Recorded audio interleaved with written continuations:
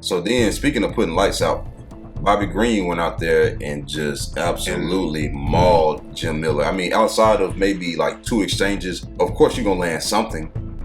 You know, Jim, he landed like twice. He rocked him though, like in the first 30 seconds, and he hurt him, knocked him down. It looked like the fight was over because we seen Bobby Green go down a couple times and not recover.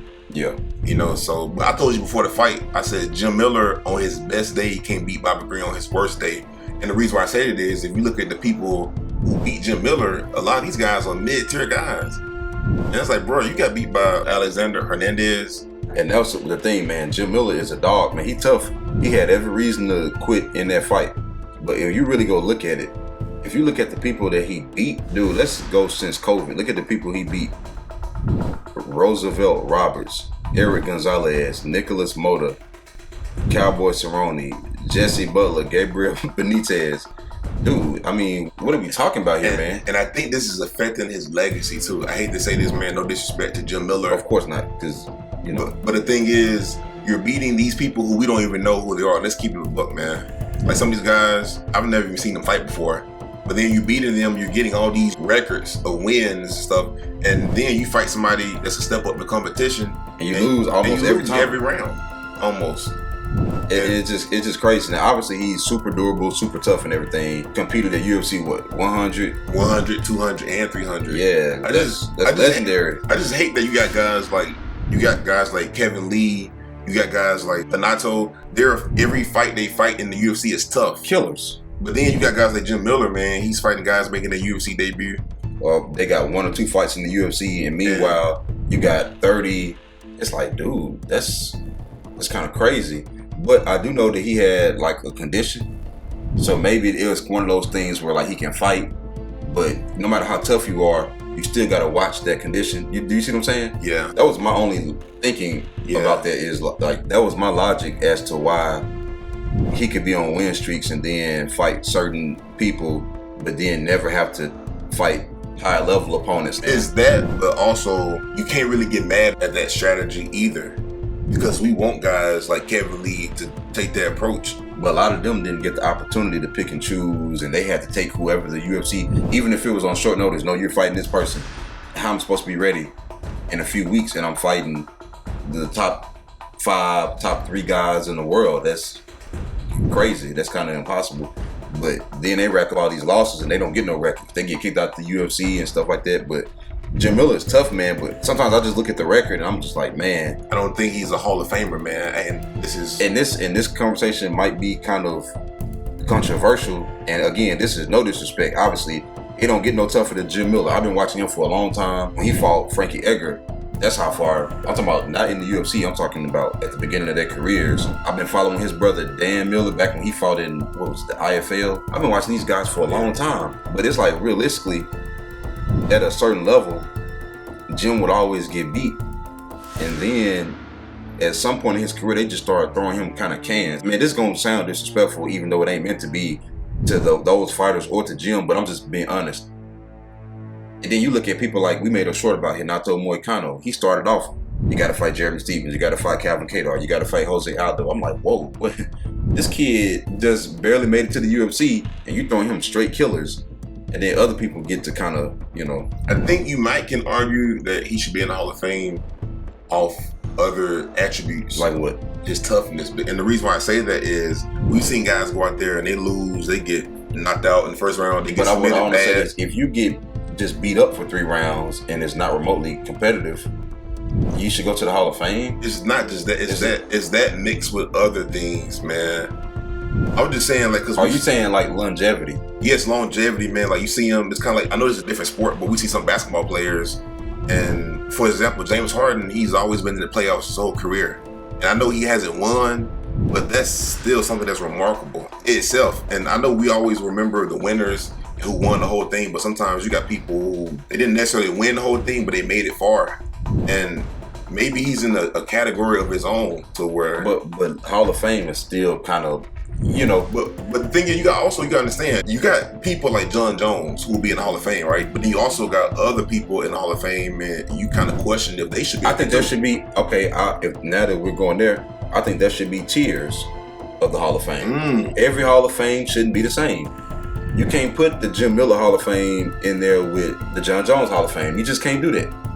So if we're going to say Jim Miller should be in the Hall of Fame, it should be tier-based, and he should be in that tier of, like, you stuck around for a long time, you've been tough and durable. I got a question. Of course, they're going to give him somebody he can beat in the next fight or so. You know how that's going to go. We know what's going to happen. And he'll probably hang it up. And then he'll probably hang it up or whatever. But it's like your Hall of Fame shouldn't equal, give me another name. Any former champion. Matt Hughes. It shouldn't be in the same Hall of Fame. And this is kind of going a different path. Because this is what I was thinking about. He could possibly be in the Hall of Fame. Do you think Colby Covington should be in the Hall of Fame? Because Colby, he fought for the belt and he never won the title.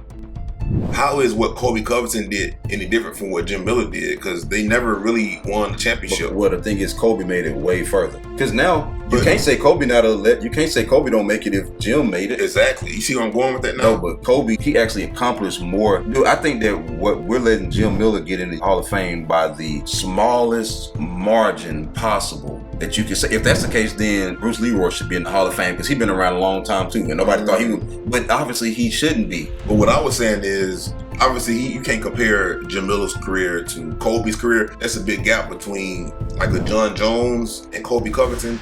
But there's also a big gap between John Jones and Jim Miller. Regardless, Colby and Jim Miller, they're both leap years away from John Jones. Because like realistically, even Robbie will go into the Hall of Fame, right? Robbie Lawler. And look at everything Robbie had to go through to actually qualify for that. He's barely in because he won the belt. He had a few fights, but then the end of his career, it was like he was losing a whole bunch, and then he came out on top at the end. But Robbie has been up and down the whole time. He's just been real exciting, and he barely got in. And he was a champion. You could argue that realistically, somebody like, I'm just throwing out a name, Roy McDonald kind of deserved to be there more, really, because he made it further. And yeah, he might not have been there as long, but realistically, once you get to the top, you can't fight, 15 more times. You know what I mean? At a certain point in time, you can only fight that many times at like the bottom to the mid-tier fighters. Because when you make it to the top 10, top 5, it ain't that many people you can actually choose from to fight. So we're rewarding somebody who didn't cross that threshold. There should be some acknowledgement. I'm not taking nothing away from him, other than the Hall of Fame status. That's what I gotta be honest. But it's just the last time I say about this is it's the combination of the longevity, the durability, the heart. Even against Bobby Green, he was still trying to, go for the Hail Mary finish. And we've seen fighters, I'm not gonna say give up, but they, not really fight hard. And then it's other attributes he has too, man. Like what? Exciting.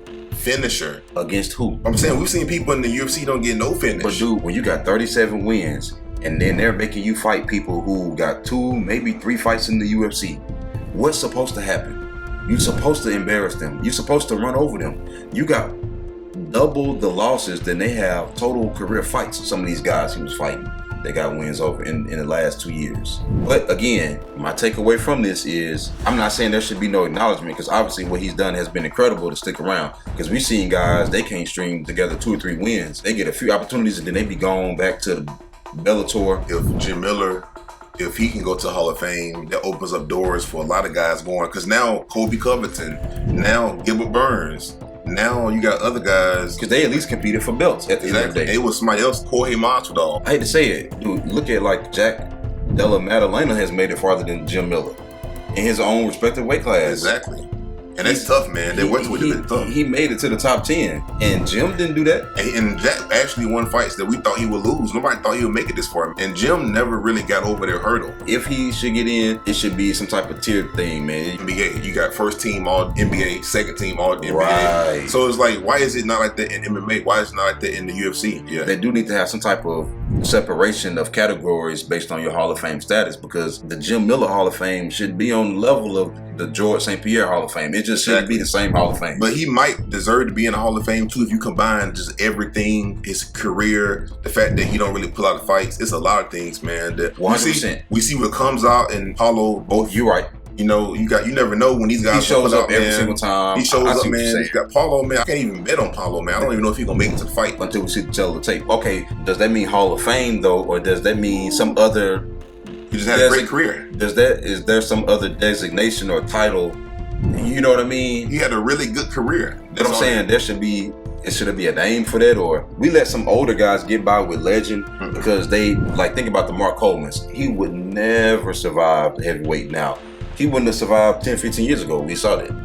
But at the time, even though he had a lot of losses and stuff, he was a legend because he paved the way. The way was already paved when Jim got there. So it's like legend is still. I see what you're saying, dude. It's got to be some other word. That's all I'm saying. I'm not saying that he shouldn't get anything. He should get something because he has done an incredible job at what he's done. But there should be some other. We're missing something. You know what he's gonna get? Asterisk. That's what he's gonna get, man. Because for what? And I'm gonna tell you why, man. Because so look at this. So let's go back and look at that one of them first win streaks in the UFC. He lost to the Great Maynard. Then he beat Mac Danzig, Steve Lopez, Dwayne Ludwig, Mark Bocek, Gleison Tibau, that's decent. Charles Oliveira, who was young, undefeated at the time. Kamal Chalaroos, got to Bill Henderson, lost. Then beat Melvin Gillard, lost to Nate Diaz. Then beat Joe Lozon, Fabricio Camoes, which he was an exciting fighter. Yancy Medeiros. Then he lost to Cowboy. Then he lost to Padilla. Like, there's a clear level. Like, how can you beat? Then he beat Danny Castillo, but you remember at one point, Danny was getting robbed by everybody. He had a bunch of split decision losses. Look at these wins, man, from like 2016. Look, Domi, Joe Lozon, Thiago Alves at lightweight, bro. Look at this tier of fighter that he did lose to, though. Dustin Poirier, Anthony Pettis. Trinaldo was on one at one point in time. He was actually doing pretty good. Dan Hooker was on a roll at one point in time. Beat Alex White. Lost to Charles. But even when he fight the top tier guys, he get finished too, man. Because I noticed he got like some finishes on there. And not only do he lose, he get embarrassed against some of these guys. We shouldn't even be having this discussion, if I'm just be honest. You shouldn't even say Jim Miller's name. I think it's more. I think it's more of not a legendary status. This is the word. It's more respect. It's like a respect status for what you've done. Because again, look at the rankings and look at the people you didn't fight, but then look at when you did fight them, what happened. But I think that there is a lot of respect and acknowledgement that he should get